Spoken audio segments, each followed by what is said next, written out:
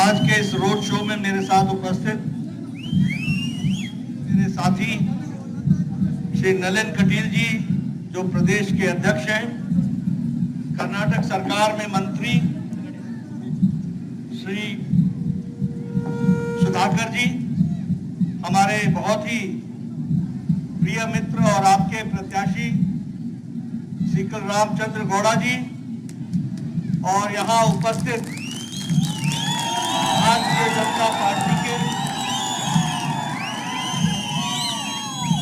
जनता party के इस road show में शामिल हुए कार्यकर्ता और यहाँ की प्रबुद्ध जनता जो हमें हर मोड़ पर स्वागत कर रही है। सबसे पहले तो मैं यहाँ भारतीय जनता पार्टी के पक्ष में और सीकर रामचंद्र गौड़ा जी को विजयी बनाने के लिए आप सबके बीच में आया हूं। आपकी तालियों की गड़गड़ाहट और सीटियों से मैं समझ जाता हूं कि आपने फैसला कर लिया है कि आप रामचंद्र जी को चुनाव जिताएंगे। यह चुनाव सिर्फ सुधाकर भाई का नहीं है, रामचंद्र जी का नहीं है, नलिन कटील जी का नहीं है। ये चुनाव कर्नाटक को विकास की लंबी छलांग लगाने का फैसला करने का चुनाव है। और इसीलिए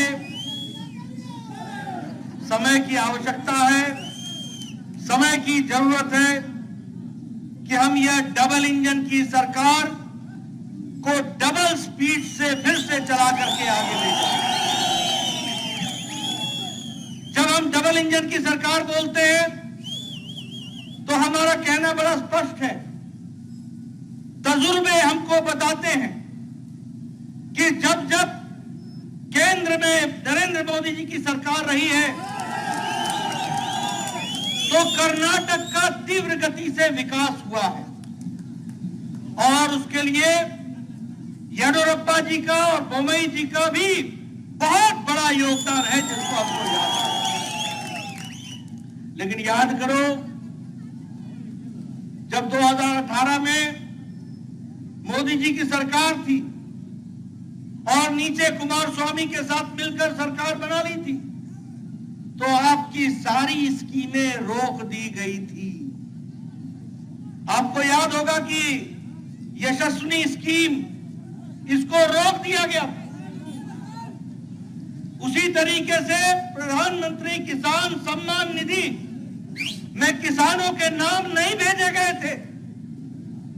उसी तरीके से प्रधानमंत्री के जितने भी कार्यक्रम थे उनको अटकाना, भटकाना, लटकाना, रोकना, यही कुमारस्वामी की सरकार का तरीका रहा था।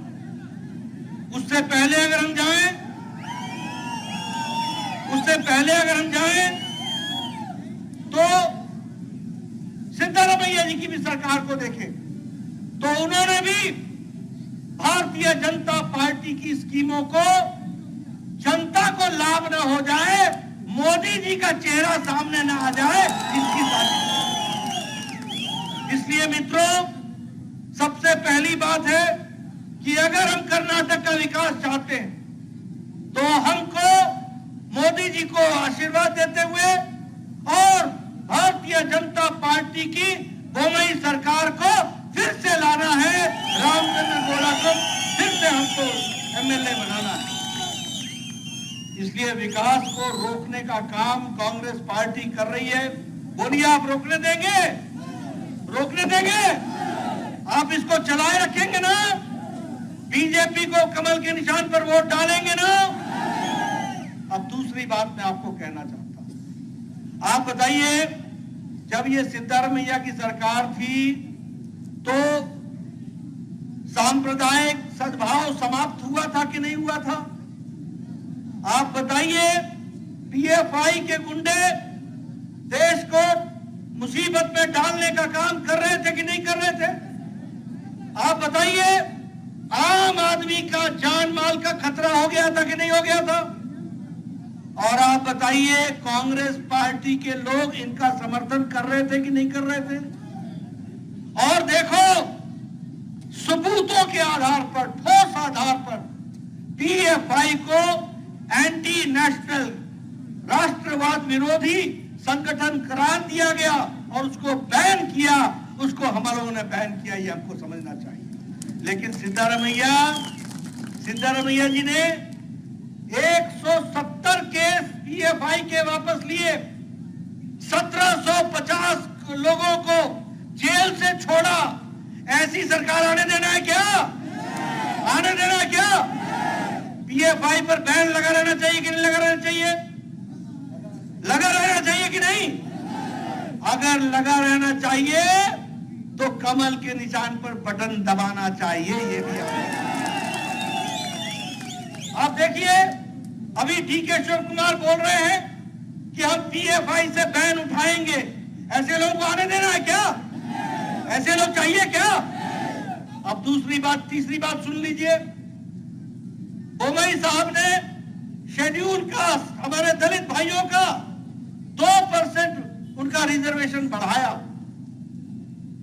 बोमई साहब ने हमारे ट्राइबल आदिवासी भाइयों का 4% का रिजर्वेशन बढ़ाया। हमारे बोमई साहब ने 2% वोकालिंगा का रिजर्वेशन बढ़ाया। हमारे बोमई साहब ने 2% का रिजर्वेशन लिंगायत का भी बढ़ाया। और सबका साथ, सबका विकास, सबका प्रयास, सबका विश्वास लेकर के आगे चले। अब ये डीके शिव कुमार और सिद्धारमैया क्या बोलते हैं? हम आएंगे और ये रिजर्वेशन वापस लेंगे। ऐसे लोगों को चाहिए क्या? ऐसे लोग चाहिए क्या? ऐसे लोग चाहिए क्या? अगर नहीं चाहिए तो याद रखना, सुधाकर को विधानसभा भेजना है, रामचंद्र गौड़ा को कमल के निशान पर बटन दबाना है। आप लोग इतने जोर से बोल रहे हैं, मुझे मालूम है कि आप तो वो बटन दबाएंगे, लेकिन कर्नाटक के गांव-गांव, गली-गली, मोहल्ले-मोहल्ले सबको संदेश दे दो कि अब कर्नाटक में भाजपा भाजपा भाजपा भाजपा। बोलिए, करेंगे ना? करेंगे, करेंगे। मेरी माताएं करेंगी, बहनें करेंगी। बहुत बहुत धन्यवाद। जय भारत, जय कर्नाटक।